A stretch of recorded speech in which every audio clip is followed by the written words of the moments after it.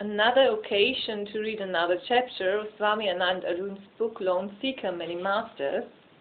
And now I'm going to read one of the last chapters of this book, and it is called In Search of Truth. And these chapters are dedicated to all those seekers who have sacrificed their lives in search of truth. So they have not become enlightened, they were searching for truth. And then it will be chapter 28, and it is about Mahatma Gandhi. I mean, you all know Mahatma Gandhi, but I showed a little picture. I'm sure you have seen him. Everyone knows Mahatma Gandhi. In 1942, the whole of India was taken over by the independence movement. The fire of rebellion had engulfed the country. The news reached the Vada ashram that the British were on their way to arrest Gandhi. His assistants became anxious, but Gandhi was his equanimous self. Every afternoon, Gandhi used to take a 10-minute nap. That day, before he retired for his usual siesta, he said to his assistants, "I'm going to take a nap. Please make preparations for gaol." Gandhi woke up exactly 10 minutes later. The British officers had already arrived. Greeting them courteously, he said to them, "Please let me drink my lemonade." After drinking a glass of lemonade, he peacefully surrendered to the officer. The British were upset due to the ongoing revolution and were very angry with Gandhi too. There was fear amongst his followers that the British might torture Gandhi and keep him in gaol indefinitely. With teary eyes, they asked him, "Do you have any instruction for us?" Gandhi said calmly, "This morning, Ganashyamdas Bidala has taken some goat milk from the ashram. He still hasn't paid for it. Please take 2 paisa from him and write it down on the ashram's income sheet." With these words, he namasteed everyone around and left with the British officers. The kind of unfaltering yogic mind is what Krishna calls sthit prajna. Mahatma Gandhi was the first inspirational figure in my life. While I was still in school, I had an opportunity to read his book, My Experiments with Truth. In the last 50 years, my respect for Gandhi has only grown. I was inspired by many spiritual people and much spiritual literature, and became initiated by many masters. But my spiritual search came to an end when I met Osho. The quest that began with Gandhi found its contentment in Osho. Also, Osho is one of the harshest critics of Gandhism. His criticism has chiseled Gandhi's personality, scraping off the rough path to reveal its most profound aspects. The more I understand Osho, the more I realize his admiration for Gandhi. Distinguishing Gandhi's political personality from his spiritual side is difficult. He never preferred being addressed as a Mahatma, the great soul. He didn't take initiation from any master or ashram. He repeatedly said the Gita was his mother and his master. The Bhagavad Gita and the Ramayana were the source of his inspiration and energy. His mother, Putli Bai, was a Kabir Panthi, and we can trace clearly the influence on Gandhi of religious tolerance as preached by Kabir. Gujarat, Gandhi's hometown, is largely influenced by Jainism. The concepts of non-violence, truth, and celibacy that remain the cornerstones of Gandhism were inspired by Mahavir, the 24th Tirthankara, great master of the Jains. Gandhi has written in his autobiography that after watching the play of King Harichandra, he was inspired to pursue the path of truth and honesty. Gandhi was contemporary with many renowned mystics. Meher Baba had been spreading his silent message from Pune. Thousands of seekers from India and abroad were coming to him. In Pondicherry, Sri Aurobindo was trying his best to manifest the divine consciousness on earth. He was very much concerned with the freedom and development of India and actively instigated an armed rebellion to release India from the clutches of the British Raj. But while he was locked up in Alipur Gaol, he had a vision where Swami Vivekananda and Lord Krishna visited him and said, "Leave politics and put all your energy into self-transformation because God has chosen someone else for the task." Later, Sri Aurobindo found out that Mahatma Gandhi was the prophesied leader. After the vision, Sri Aurobindo abandoned all his political pursuits and devoted all his time to spiritual transformation. Concurrently, 200 kilometers away from Pondicherry, at Arunachal, another saint, Sri Raman Maharshi, attained enlightenment. Many were being transformed by his silent presence. Whenever there was conflict in his party, Gandhi used to send the leaders of the Indian National Congress to Raman Ashram to have Raman's darshan. Simultaneously in Bengal, Paramhansa Ramakrishna had just left his body. His disciple Swami Vivekananda was spreading the vision of his master far and wide and was being received very positively. In Bengal there was another great yogi, Yukteswar Giri, whose brilliant disciple Paramhansa Yogananda was spreading the message of yoga in the West. Ani Besant and Krishnamurti were busy experimenting with various esoteric practices. These luminaries lit the Indian spiritual sky. They all had respect and love for Gandhi, and all these enlightened masters wanted to help Gandhi spiritually. I am continuously surprised as to why Gandhi persistently refused to see any of them. The only master Gandhi met was Swami Yogananda, who insisted and went to Varda ashram himself. Swami Yogananda spent 2 nights in the ashram. Gandhi is one of the few people in the world who can claim their life to be their message. His response to every situation was filled with love. Gandhi did not have a political frame of mind. Cunningness, opportunism, fear of mass opinion, or the desire to appease the masses and the wish for power and position were furthest from him. For the first time through Gandhi, politics and spirituality were brought together. This gave politics the solid base of honesty and compassion. This approach helped to purify the political atmosphere, which otherwise was based solely on competition and power hunger. The status quo is always afraid to let go of power. There is no peaceful path to power. Often empires are built over dead bodies. Chinese saint Lao Tzu says, "The victory achieved through violence always ends in a funeral." But sadly, most of our victories follow this course. By merely swapping the positions of oppressor and oppressed, we cannot bring about a meaningful change in our social-political structure. At most, it will only interchange the roles of the ruler and the ruled, but the hunger for power and dominance remains the same. In fact, the vicious circle of the power game only gathers more momentum. No one is happy to lose. The defeated group will simply be waiting for the right opportunity to wage a war and overthrow the ruler. Therefore, despite fighting countless battles for equality and democracy, we see humanity is yet to find or establish an equal society. In this context, Gandhi's peaceful approach to rebellion was a breath of fresh air. It was a very courageous act in itself. His protest was called civil disobedience. Many within his own party were not convinced that peaceful protest could restore Indian independence. But Gandhi had unshakable faith in non-violence. Gandhi heralded a new age in politics. His non-violent revolution became an inspiration for oppressed people around the world.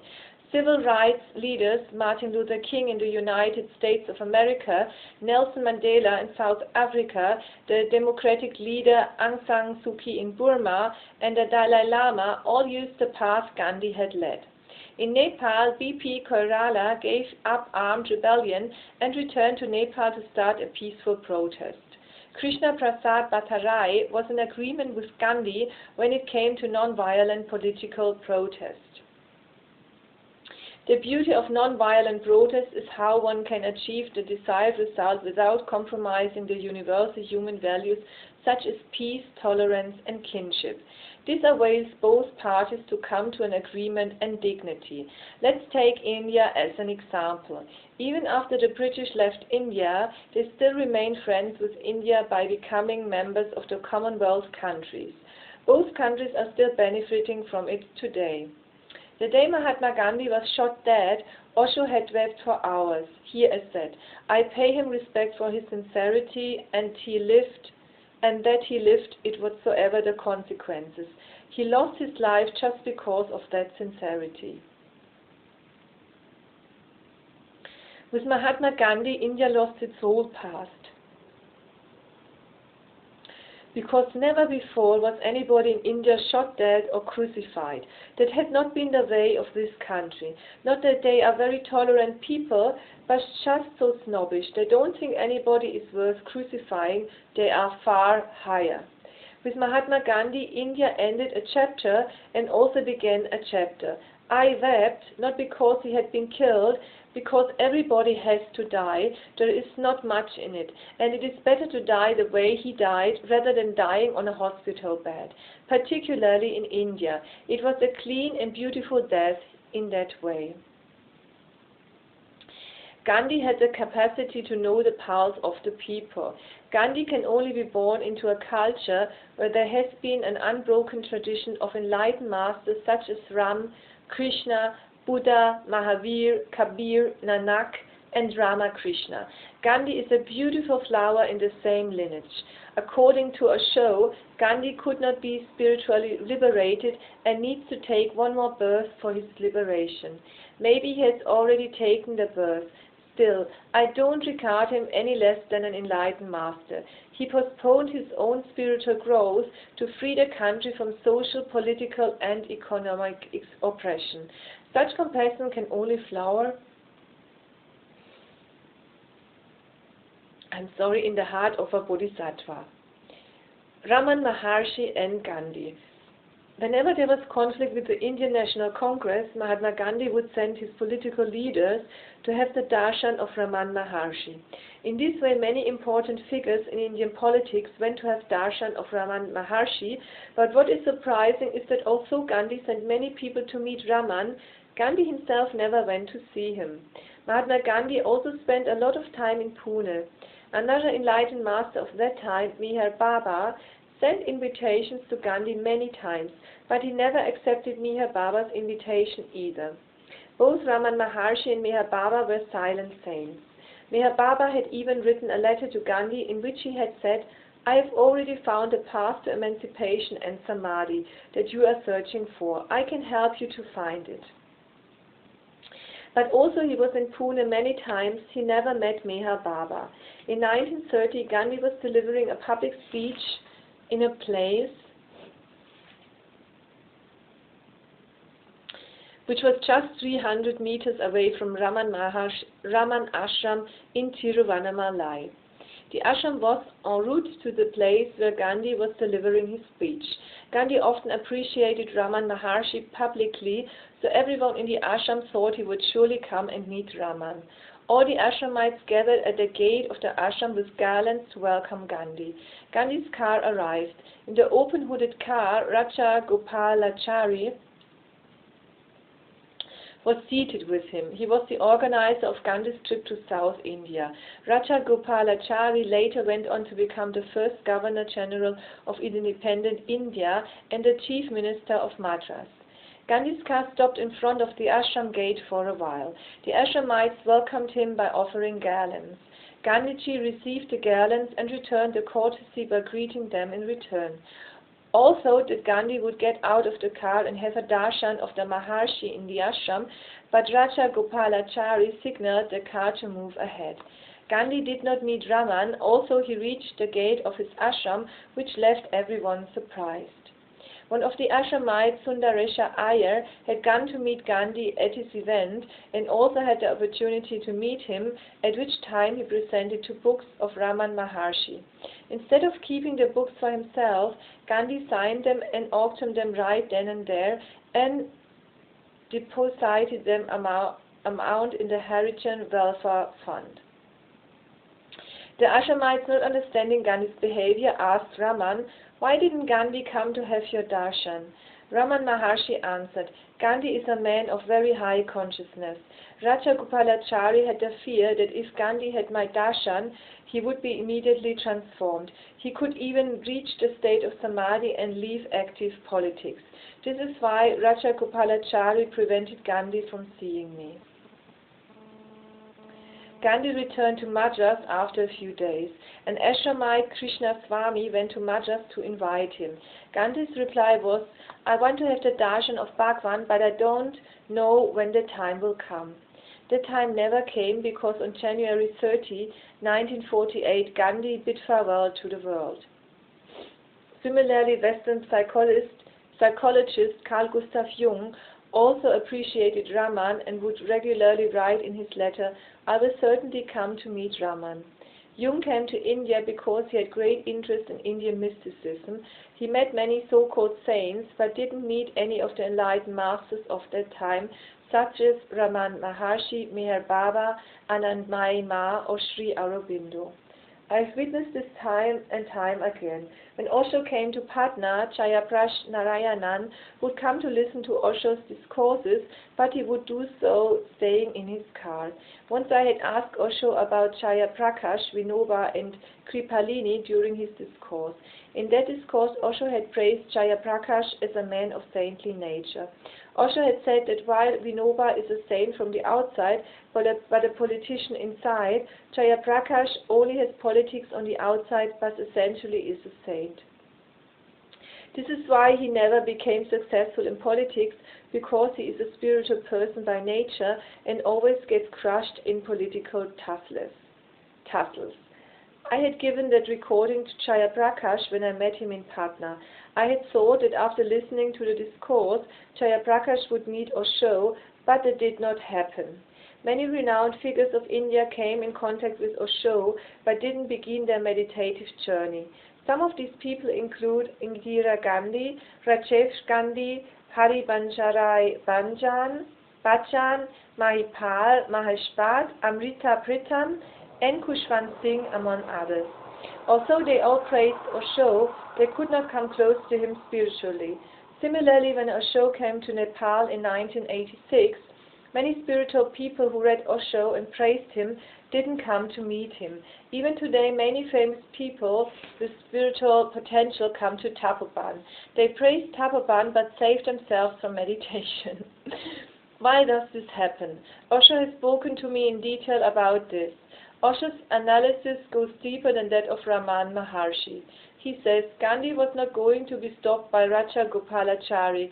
Gandhi is not a man who could be stopped by anyone. He was stopped by his own unconscious mind. Gandhi was an exceptional seeker, and his unconsciousness knew that if he met enlightened masters such as Raman or Meher Baba, his world would turn upside down. Similar fear of transformation stopped people like Jayaprakash Narayanan, Kripalini and Vinoba from coming close to enlightened masters. This is our story as well. We like to talk about truth, samadhi and transformation, but our unconsciousness becomes extremely fearful when the actual time for our transformation comes. Thus we run away from it and later try to justify it logically. The answer that Jung gave when asked why he returned to the West without meeting Raman Maharshi is worth contemplating. He said, all kind of meditation is unscientific and the Western and Eastern paths are separate. It is not necessary for the Western philosopher to meet an Eastern saint because they can deviate you from your path. Similarly, famous Indian journalist Khushwant Singh praises Osho publicly, but when asked about sadhana, he says, meditation is a waste of time. These statements of great intellectuals such as Carl Gustav Jung and Khushwant Singh are baseless and only self-aggrandizing at most. In these words, the fear in their unconsciousness has manifested beautifully. But no matter how beautifully you craft your logic, one cannot alter the truth. Buddha, Mahavir, Shankaracharya, Kabir, those who have guided humanity through the dark nights of ignorance remain our pathfinders.